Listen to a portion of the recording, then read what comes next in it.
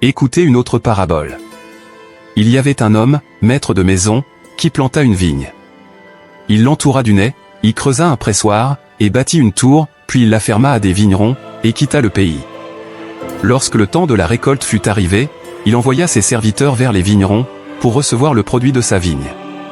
Les vignerons, s'étant saisis de ses serviteurs, battirent l'un, tuèrent l'autre, et lapidèrent le troisième. Il envoya encore d'autres serviteurs, en plus grand nombre que les premiers, et les vignerons les traitèrent de la même manière. Enfin, il envoya vers son fils, en disant, « Ils auront du respect pour mon fils. » Mais, quand les vignerons virent le fils, ils dirent entre eux, « Voici l'héritier, venez, tuons-le, et emparons-nous de son héritage. » Et ils se saisirent de lui, le jetèrent hors de la vigne, et le tuèrent. Maintenant, lorsque le maître de la vigne viendra, que fera-t-il à ces vignerons? Ils lui répondirent, il fera périr misérablement ces misérables, et il affermera la vigne à d'autres vignerons, qui lui en donneront le produit au temps de la récolte. Jésus leur dit, n'avez-vous jamais lu dans les Écritures, la pierre qu'ont rejetée ceux qui bâtissaient est devenue la principale de l'angle, c'est du Seigneur que cela est venu, et c'est un prodige à nos yeux.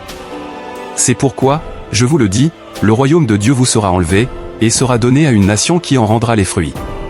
Celui qui tombera sur cette pierre s'y brisera, et celui sur qui elle tombera sera écrasé.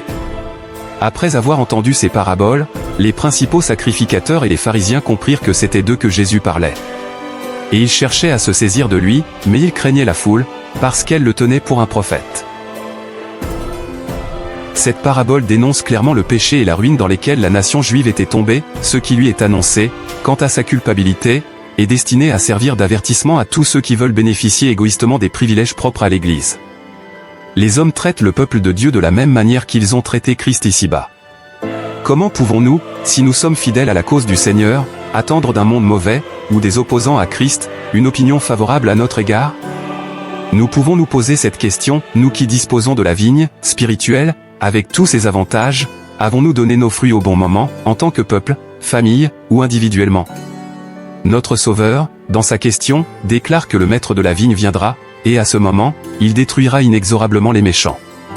Christ connaît ceux qui porteront les fruits de l'Évangile, par l'annonce de la « bonne nouvelle ». L'incrédulité des pécheurs sera leur ruine. Mais Dieu possède de nombreux moyens pour retenir son courroux, il en a d'autres pour disposer les cœurs à la louange.